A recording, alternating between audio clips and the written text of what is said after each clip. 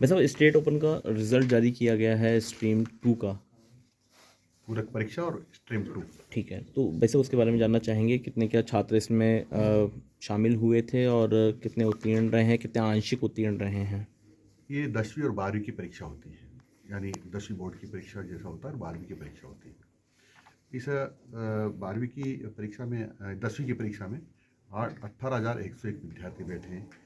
उसमें से 974 विद्यार्थी उत्तीर्ण हुए हैं और 927 आंशिक उत्तीर्ण हुए हैं। हाँ, 9,027 आंशिक उत्तीर्ण हुए हैं। इसी प्रकार से कक्षा 12 की 12वीं की परीक्षा में 12,874 परीक्षार्थी बैठे हैं, उसमें से 5,958 उत्तीर्ण हुए हैं और 6,916 आंशिक उत्तीर्ण हुए हैं। राजस्थान स्टेट ओपन स्कूल में अवधारणा यही है, फेल करने की नहीं है, पास करने की होती है।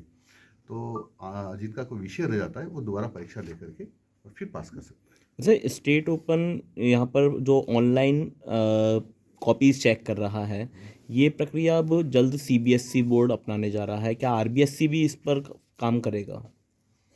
हम इस पर विचार कर रहे हैं। मतलब इस साल ऑनलाइन कॉपी चेक नहीं होगी हर इसमें। हम विचार कर रहे हैं।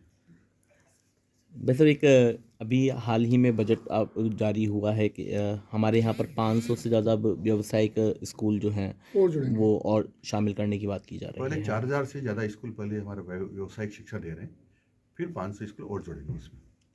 तो लेकिन वहाँ स्कूल में शिक्षा तो जोड़ी, शिक्षक नहीं थे 2 साल से, बिल्कुल बिना शिक्षक की पढ़ाई हुई, कैसे बच्चे नहीं, पास? ऐसा नहीं है, सभी में नहीं, ऐसा नहीं। कुछ जो हमारी ठेकेदार थे उन्होंने कुछ शिकायतें आई थी, हमने उनको रोका था।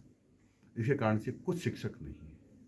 तो अगली बार जो कैसे करेंगे उसकी प्रक्रिया, उसको लेकर वो उसको पूरा करेंगे। स्टाफिंग पैटर्न को लेकर के बात हो रही थी, वो भी स्टाफ एंड पैटर्न हमारा रिकॉर्ड पर पूरा हो गया है और हमने फाइनेंस डिपार्टमेंट से हमारे शिक्षक मांगे हैं, वो अभी पेंडिंग है।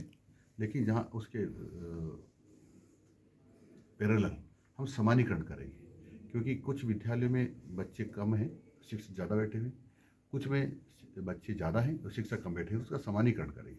वैसे जब तक डीपीसी नहीं हो पाएगी कैसे संभव है, क्योंकि सेकंड ग्रेड की डीपीसी नहीं हुई है, थर्ड ग्रेड की तो कुछ भी नहीं हो पा हमने रहा है। मैक्सिमम डीपीसी कर चुके हैं थर्ड ग्रेड के अलावा।